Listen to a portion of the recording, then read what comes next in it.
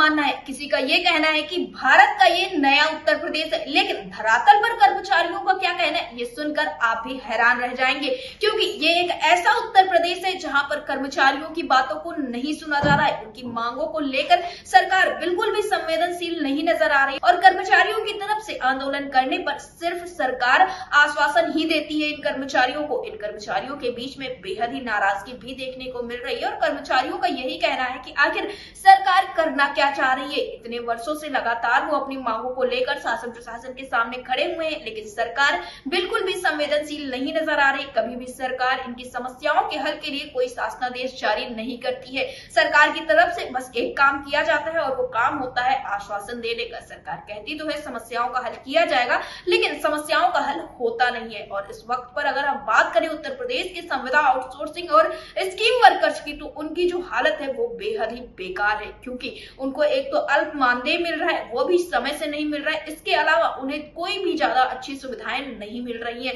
तो नाराजगी तो इनकी बिल्कुल जायज है। इन्होंने प्रदर्शन भी किया, इन्होंने ज्ञापन पत्र भी सौंपा, लेकिन सरकार के ऊपर इसका कोई भी फर्क नहीं पड़ा। जहां कल उत्तर प्रदेश में उत्तर प्रदेश पुलिस विभाग के अभ्यर्थियों को नियुक्ति पत्र दिया गया, तो वहीं पर उत्तर प्रदेश के कुछ कर्मचारी नाराज भी नजर आए। यहां तक कि अभ्यर्थी भी नाराज नजर आए। उनका साफ तौर पे यही कहना था कि सरकार अब हमारे बारे में भी कुछ सोच ले। फिलहाल इस उत्तर प्रदेश को और नए उत्तर प्रदेश को लेकर कर्मचारियों की क्या राय है, इस पर ज्यादा जानकारी देते हुए प्रदेश अध्यक्ष विजय विद्रोही ने क्या कुछ कहा, आप भी सुनिए। विजय विद्रोही जी, आपका हमारे चैनल अटल टीवी पे बहुत बहुत स्वागत है। जी नमस्कार, धन्यवाद, आभार। विजय विद्रोही जी, हाल फिलहाल में कुछ खबरें निकलकर सामने आई जिसमें ये कहा गया है कि ये जो उत्तर प्रदेश है ये उत्तम प्रदेश है और ये भारत का नया उत्तर प्रदेश है, तो जिस पर कर्मचारियों ने नाराजगी भी जाहिर की है। तो कुछ कर्मचारियों ने माना भी है कि हाँ उत्तम प्रदेश ही है। तो इस पर आपका क्या कुछ मानना है, आप इसको किस तरह से देखते हैं? देखिए, एक उत्तम प्रदेश इस लिहाज से है जी कि उत्तर प्रदेश एक लॉलेस स्टेट है जी, कानून विहीन राज्य जी, जिसको उत्तर प्रदेश के भाजपा राज ने इसे पुलिस स्टेट में कन्वर्ट कर दिया है जी, पुलिस राज में कन्वर्ट कर दिया है जी।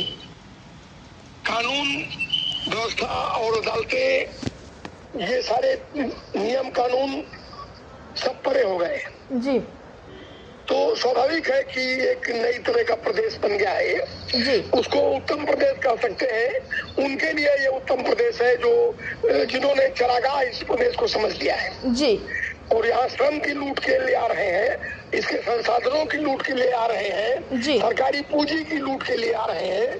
इस लिहाज से अगर देखा जाए तो ये बहुत उत्तम प्रदेश है जी। कर्मचारियों के और मेहनतकशों के हिसाब से अगर देखा जाए तो आशा वर्कर सभी भी वर्षों से जूझने के बाद 2000 में काम कर रही हैं जी। उनका 5-5 साल का लाखों रुपया बकाया है जी, 1.5 लाख से 2 लाख करोड़ बकाया है, लेकिन उसका भुगतान करने के लिए उत्तर प्रदेश की सरकार के पास न पैसे हैं न सुनने के लिए कान है जी।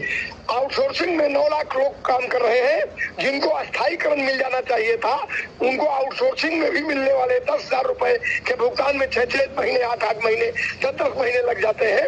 वर्तमान समय में स्वास्थ्य विभाग में काम करने वाले करीब 3.5 लाख लोगों के बकाये मंदे हैं अभी जी।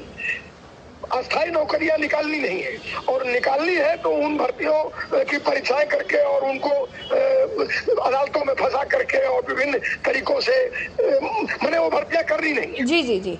तो उत्तर प्रदेश के अंदर जो नौजवान लड़के हमारे लड़के लड़कियां बच्चे बहने पढ़ाई लिखाई कर रहे हैं, डिप्लोमा डिग्री ले रहे हैं, न उनका उत्तर प्रदेश में कोई भविष्य है और न जो डिप्लोमा डिग्री लेकर के विभिन्न तरह से रोजगार के अवसर तलाशते हुए संविदा और आउटसोर्सिंग के जाल में फंस गए हैं, उनके लिए इनके पास कुछ है जी। आउटसोर्सिंग में संविदा में काम करने वाली एनम 10,000 रुपया पाती है और अपने घर से 500 किलोमीटर दूर, 400 किलोमीटर दूर वो काम करती है और उनको ट्रांसफर तक नहीं देने को तैयार है जो सरकार, वो निश्चित तौर से उत्तम प्रदेश के रूप में अपने आप को चिन्हित कर सकती है। मैं आप एक दूसरी बात बताना चाहूंगा जी।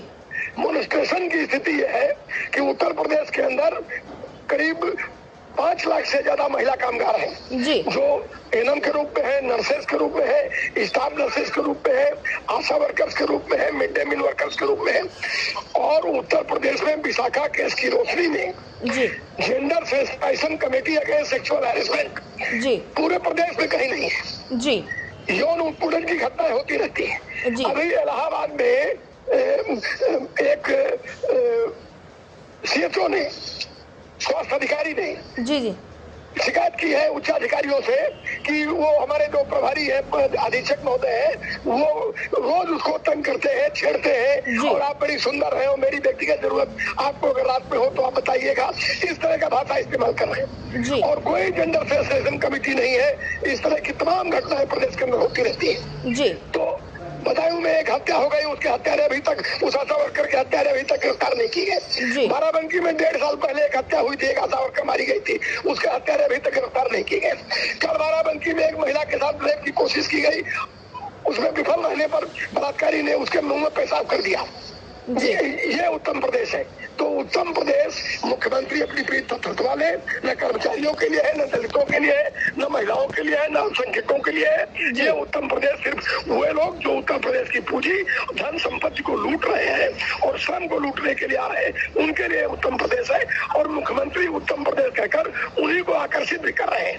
उनका जनता से कोई सरोकार भी नहीं है जी। विजय विद्रोही जी, अटल टीवी से जुड़ने के लिए धन्यवाद।